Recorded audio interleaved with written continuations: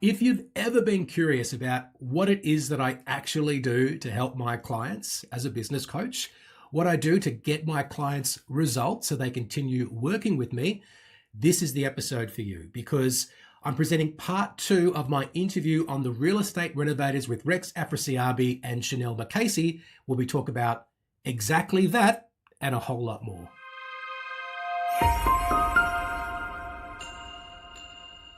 This is episode 237 of Commercial Real Estate Leadership.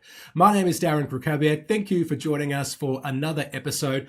I help commercial real estate principals to lead their people to better performance, to grow revenue in their business faster, and to have less stress in their lives. And if you've been listening to the last few episodes of the show, you will have heard that we also just launched Cresuccess Agent Accelerator. This is where we help commercial real estate agents to upgrade their skills, elevate their mindset, and get the accountability that they need to grow their production by $100,000 or more within 12 months. And on the day of recording is actually the final day that our first ever cohort is open. And we are very, very close to reaching the number of new participants in the program, the target that we set, and I'll share all the details of how this first ever launch went in our next episode. So make sure you do come back and join us for that.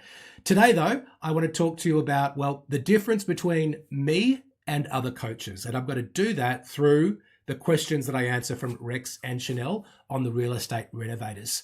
I'm going to be explaining how I don't always work within the modality of coaching. So there's a certain practice and way to do coaching, which is mainly through asking questions that evoke awareness. And I don't always operate in that modality strictly. So in some ways, I'm a bit more of an advisor or a mentor. I also talk about how my focus on a specific industry allows me to operate in various coaching specialties. So there are some coaches that are mindset coaches, business coaches, leadership coaches. Because I've got an industry vertical rather than one of those specialties, as a coach, it allows me to, operate across a few of those different areas. So I talk about how I do that with my clients, how I get them results, including through the shifting of beliefs, the support to take action, and the use of delegation, and also letting go of certain things. And I talk a little bit about the function funnel, which we covered just a couple of episodes ago in episode 235. And I've got to tell you, they made a really nice clip out of this that they shared on social media to promote the episode. And my big takeaway from that is I need to get better at creating videos to promote these episodes on social media. So that was a little takeaway for me. And one final thing to watch out for is that Chanell is, she has potential to be a great investigative journalist, and I've got potential to be a good politician, because Chanell asked me a question about success stories, and I very sneakily evade the question. I don't answer it, but then she comes back at me and she asks me again. And I do finally reluctantly give a bit of an answer to her question there. So I hope you enjoy the second part of my interview with Rex and Chanell on the Real Estate Renovators. Let's move to coaching, what you predominantly do, Yeah. coaching. Let's start, how did you get into coaching? Because it's it's not something everyone jumps into. Yeah. When I came back to Australia in 2019, I saw that there were people who were doing coaching for residential real estate agents, but I noticed that there was no one doing it for commercial. And I kind of felt like that might have been an opportunity from a business perspective. And it was also the chance for me to provide some leadership to the industry. And after about a year of being back in Australia, my position was made redundant. So I had the logo sort of made in Canva. I had the domain name reserved. I had the company name registered. So all I needed was a company to tell, my employer to tell me to get lost. And then I was ready to go. So that was, it was an opportunity that I saw. It was a need in the marketplace, and I thought it was a gap that I could fill. I think, and I've seen some of your coaching, I've had the pleasure of working for a number of your clients. What you provide in coaching is, in my opinion, proper coaching. It's not sales tactics alone, or can I touch on your coaching? I generally believe is very different to residential coaching and coaches out there. No offense to any of the coaches out there, because it's a proper business coach. It's a proper coach on all aspects of your client's business, not just one. Yeah, well, thank you. One of my clients who does a lot of social media had me on his channel, and he said that he kind of sees me. He said, in the past, I've had a sales coach, I've had a mindset coach, and I've had a business coach, and you're a good combination of all three. And you are. So where I'm coming from more is, it's a leadership perspective, it's a strategic perspective, and it's from a place of knowing about the industry. So a lot of commercial real estate principals who are looking for coaching probably spend some of their time with their coach explaining about how the industry works because their coach doesn't understand the ins and outs of commercial. So my clients don't need to educate me about how the market works, about how the industry operates, about what it's like to manage a team of agents and how it is to drive revenue in the business, because that's something that I've got experience in. So that means that I can quite often, I guess, identify the problem and help them work on a solution relatively quickly. Coaching is a modality where the real pure coaching is about asking questions which evoke awareness in the client. So I do that, but I also give advice. So if I can see what the problem is, I'm not going to dance around it for 30 minutes and ask you a bunch of different questions to see if that comes from the experience. I'll just tell you what it is, because I'm probably pretty action oriented and I want to help people get the result quite quickly. So yeah, that's sort of where I'm coming from. It's industry expertise, a bit of leadership experience, and I guess more of a strategic approach, and looking at sort of like a holistic kind of coaching services, not just leadership or business or sales or mindset. And I think most other coaches, even residential, don't do this. They just focus on one aspect of it, or to have courses for different aspects of it, but don't put it into one. Look, I think other coaches are probably, they might have a particular expertise in one of those modalities that I mentioned. It could be around mindset, and mindset work is important. Like a lot of blockages that exist in people, a lot of the reasons why they can't get to where they want to go is about their beliefs. And sometimes there's some important work that needs to be done to overcome. How do you work with that?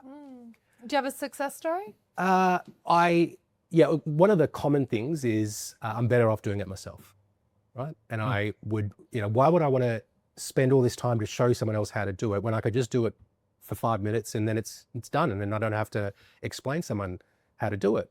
But you're going to be doing it forever for 5 minutes. Those 5 minutes and 5 minutes compound. And one of the identities that you need to adopt when you've decided to become a commercial real estate principal is become a better leader. And one of the important traits of a leader is being able to show people how to do things, to delegate, to let go of certain things, and to focus on, the things that are actually going to move the needle in your business, and to also help grow your staff. Because if someone doesn't know how to do something, there is some obligation on you to help them to do that, if that's within their job role or if that's the position that you've crafted out in your organization. So a lot of the stuff is about encouraging them to hire people. And once they make that decision, and sometimes it takes some time to convince them, they're usually very happy and they're like, why didn't I do this before? And sometimes it's just about, I don't know, they need permission or they need a push from somebody like me to help them explain, this is how we're going to do it. I'll support you with the execution. If it doesn't work out, like they might worry, if I hire someone for 100 grand, it's going to cost me 100 grand. No, it's not. It's going to cost you maybe 8 grand, because within 2 weeks, you'll figure out that they're not the right person. You give them 2 weeks notice and then we'll start again. Yeah. It costs you some time, but it's not going to cost you 100 grand. So get that idea out of your head. And so I just try to position things, reframe things, give people perspective, and give them, I guess, the tools that they need to make progress in the areas that they've said that they want to make progress in. So Accountability as well then. Accountability, but tying it back to what they've said is important. So if they've come to me and they've said, right, I want to get to $3 million in revenue in my business, I'm like, well, that's not going to happen if you're doing X, Y, and Z. If you're spending 40% of your time on tasks that you could get someone else to do for $10 an hour. So you need to let go of those things, and then you need to start spending your time on the $500 an hour tasks, so we can create more value and put that back into the business, and also to develop the people and to hire the people that are going to help you get that result. Well, this comes down to one of your key philosophies, which is what you sort of teach in your practice, which is work smarter, not harder, right? Right. Yep. How do you enable agents or clients to do this? I mean, you've touched on a few here. Any other secrets to this? So one thing that I talk about a bit is a function funnel, right? So what we want to do is, if you think about a funnel, you put things in the top and only certain things come out of the bottom. And one thing that I would suggest that you do is you put every task in the top there, and you start with the tasks which are repetitive, which you're doing a lot of and which take a lot of time and you don't really enjoy doing. So the first thing to ask is, well, can I eliminate it? Like, if I stop doing this, is it going to have a material impact on my service levels or revenue? If it's not, just stop doing it, and then that's freed up some time. Next thing you need to ask is, can I automate it? So we were talking about a certain AI tool before the camera started rolling. These are things that didn't exist before. So you've got to educate yourself or be aware and be open to the fact that there is all these automation tools that are available that weren't available before. And actually you're doing your business and yourself and your family and your pocket a disservice by not accessing all of those tools that are available. So if you can't automate, you can't eliminate, well, the next question is, can I outsource it? So can I get someone external to the organization to do it for the same or a lower cost than I can do it, but to a higher standard? And, you know, trust accounting might be an example of that. Like, I'm working with a client right now who I've identified that the cost of delivery in his property management business is way above the industry averages and what is typical with my other clients. So it is benchmarking. And Oh yeah. So we do a lot of different metrics that we're tracking in terms of a range of areas. So I've identified that that's an inefficiency in your business. Are you open to looking at outsourcing? What would it cost? And would that be a better way to deliver that particular solution? Like, taking photographs would be another one, right? Don't go around with your iPhone. You can pass that through to the tenant as part of the campaign, but get an external person to do that. You don't come in, if you're going to have a morning tea, we don't come in and bake the croissants at 4 a.m. We go to the shop and we buy them. That's outsourcing. yeah. So after that, there's delegation. So is there someone else inside the organization who can do that, particularly if they're a lower cost to the business than you are? Delegate it to them and they'll start to get better at it, and then it's no longer on your plate. And the last thing is, if you can't eliminate, automate, outsource, or delegate, well, then you might have to do it. But if you're left doing that, you've probably got a bit more time and space to do more things because you've already gone through that function funnel and there's less on your plate.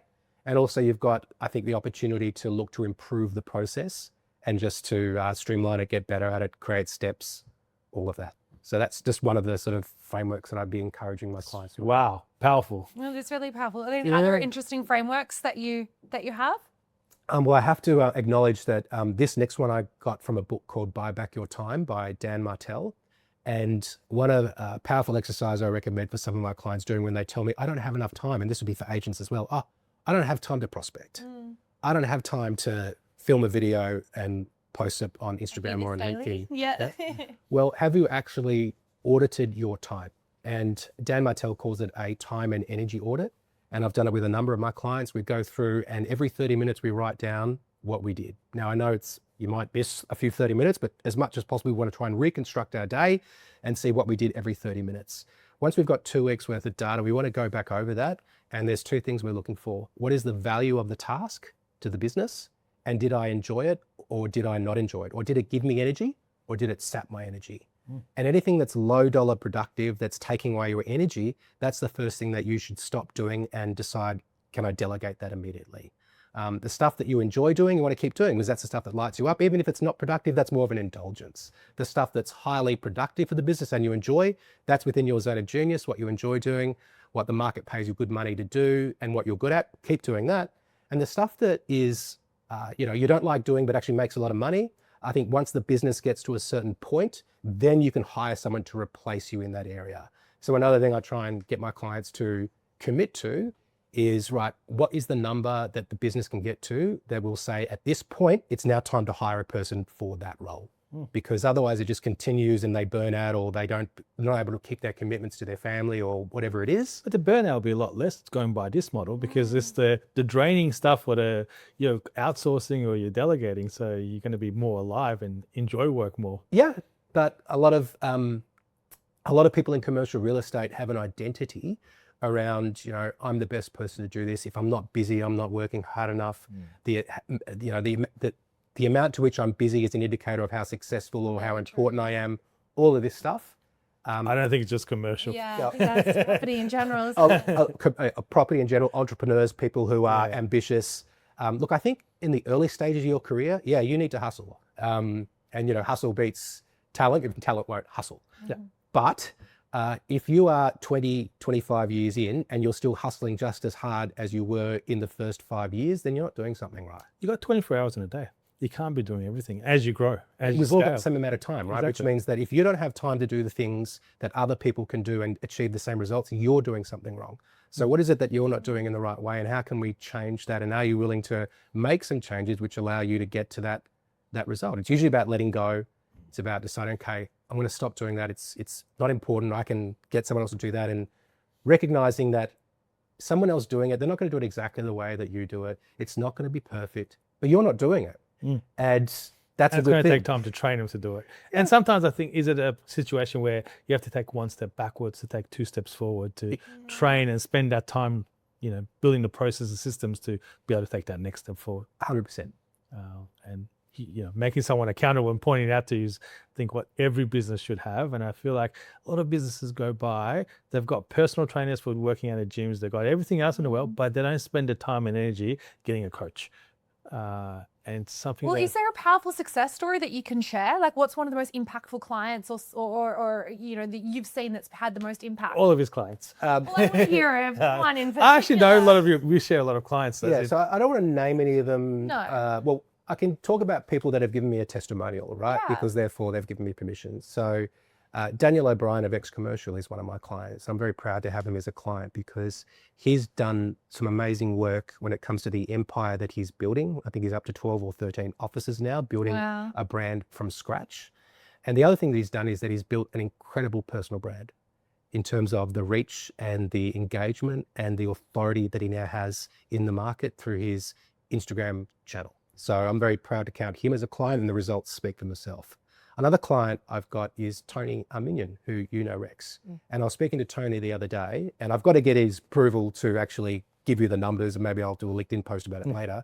But the increase in his average annual revenue per property management client, astronomical, huge. And how do you increase your property management business? There's a few different levers that you can pull, and he's been pushing all of them really hard, and he's committed, and he's like a sponge, and he's a client who wants to get maximum value from me. And what I need to do now is to extract the result that he's gotten and to show other people the value that's been given. So that would be a couple of success stories that I could share. There's a lot more that, again, we share a number of clients that get out and I hear all your clients love you. Thank you, Rex. Well, it's not me, it's them telling me about it because we share some clients.